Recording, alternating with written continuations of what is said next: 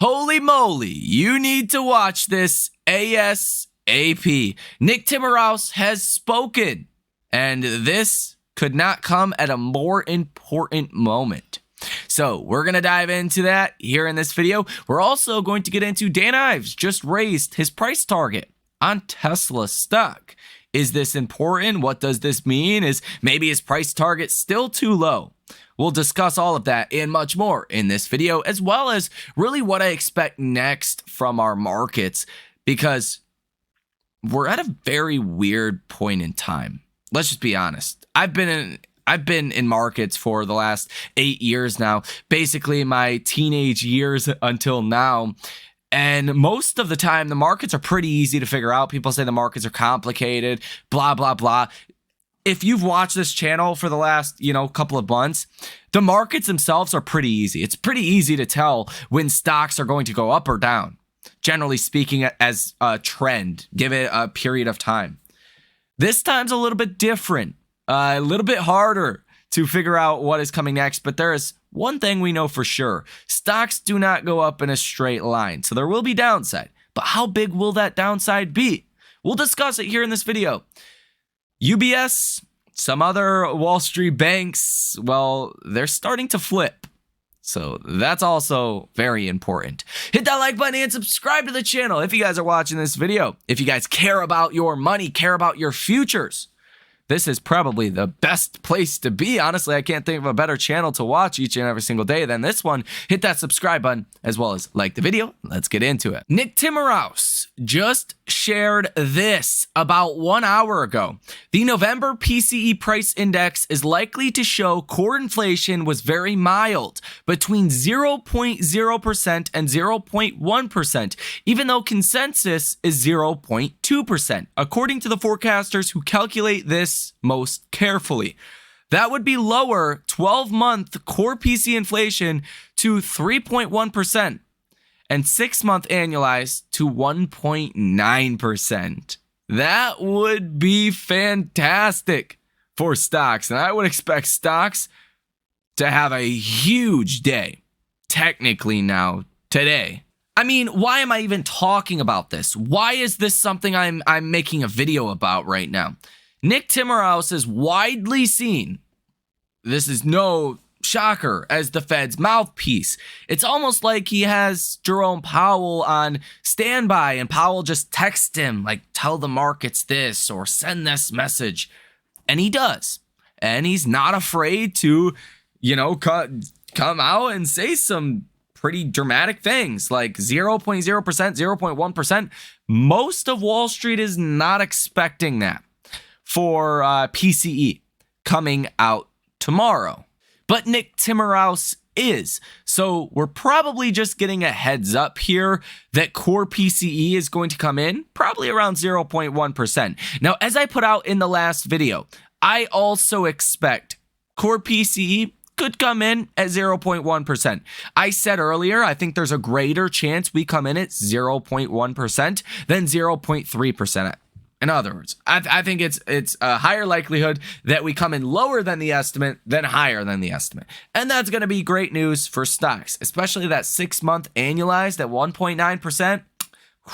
That justifies some of those rate cuts coming next year. But ultimately, we will have to wait and see.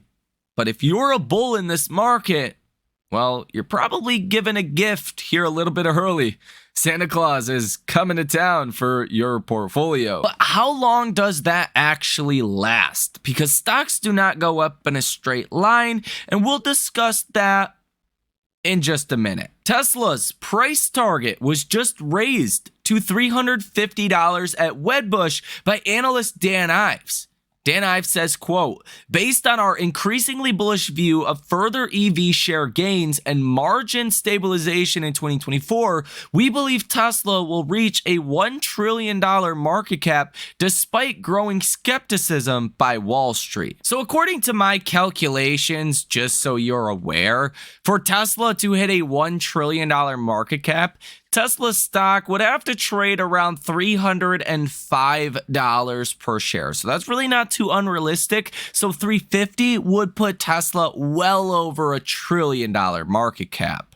I expect that's going to happen. I expect Tesla's going to hit new all-time highs next year. But what do we know? We're dumb money. We're retail investors.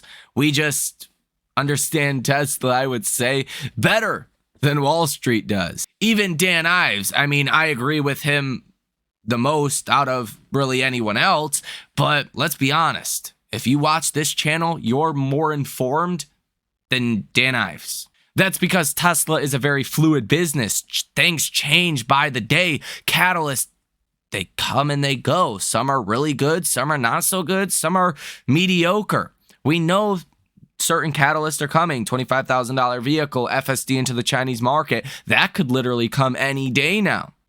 So as much as, you know, I like seeing these price targets, I still personally think they're far too low, given, again, interest rates are expected to be cut 6 or 7 times next year. The big thing you want to be watching for if you are a Tesla stock investor, if you are betting that Tesla may be using options or maybe just with a large share position, that Tesla does hit $400+ per share in 2024, you really just want to be watching for this upcoming recession. Now, I put that in air quotes because I don't think we will get an official recession in 2024, but at some point, possibly here soon, the economic data will start to really look bad.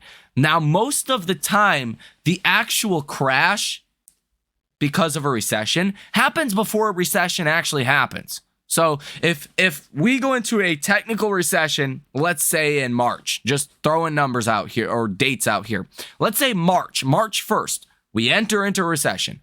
Stocks are already going to be taking a beating likely in January. By the time you hit March, you might sell off a little bit more after March as markets try to figure out how bad this recession is going to be. But odds are by April or May, stocks are going to be recovering or at least bottomed by then. So you definitely want to be watching the economic data here. If it starts to turn down and look like we're heading into a recession, that's where you want to maybe have some hedges on your portfolio. Now, considering the markets have rallied so aggressively, I think you are unfortunately very vulnerable here for bad news. If we do get bad news, it could be taken pretty bad, but it's very uncertain when that would actually happen. Nike dropped over 10% following their earnings because not their numbers were bad. Their numbers were just fine. Their numbers were okay, but their guidance. Nike says, quote, "As we look ahead to a softer second half revenue outlook, we remain focused on strong gross margin execution and disciplined cost management." They plan to lay off a bunch of people. It's going to cost Nike $400 to $450 million, mostly for severance pay. But Nike's literally saying that the first half of 2024 could be rough. Basically, the consumer is tapped out at this point. This is following Walmart's earnings just recently, where Walmart CEO said after, it sounds like a while ago, after Halloween, after their promotional, costumes and all their Halloween goods, the consumer really slowed down. Walmart said they noticed a big change following the holidays, that kind of people just stopped spending as much money. FedEx just reported earnings about 2 days ago. We hit a monstrous trade, $200 into $4,000 on FedEx alone. That was a 2,000% gainer.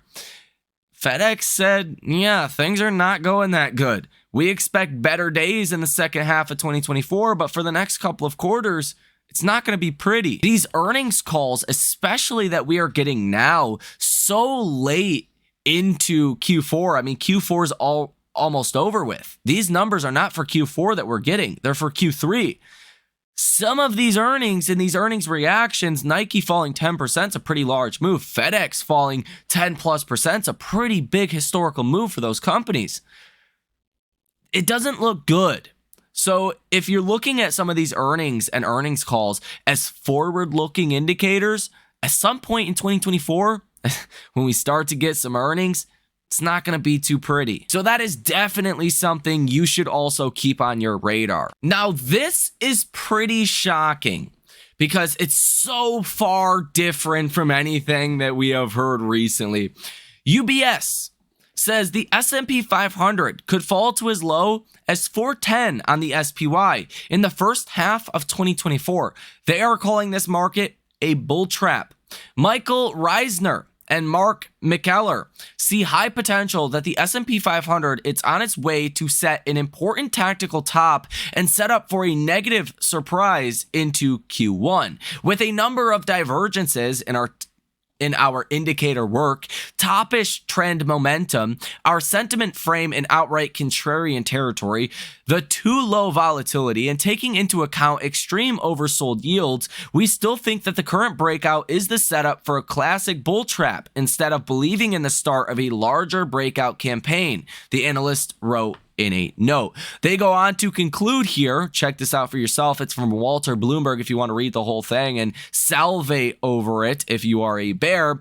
They say in early Q1, we expect a first meaningful reversal as the setup for a negative surprise in U.S. global equities with an initial target projection of 410 into late Q1, early Q2, they concluded. So this would put you like March through May of 2024. Maybe you could argue as well some point in February. And just for a little bit of context here, do you remember when we were selling off from the July high when the SPY hit 456? We were selling off. People were pretty fearful around this moment in time. Well, you hit about 410.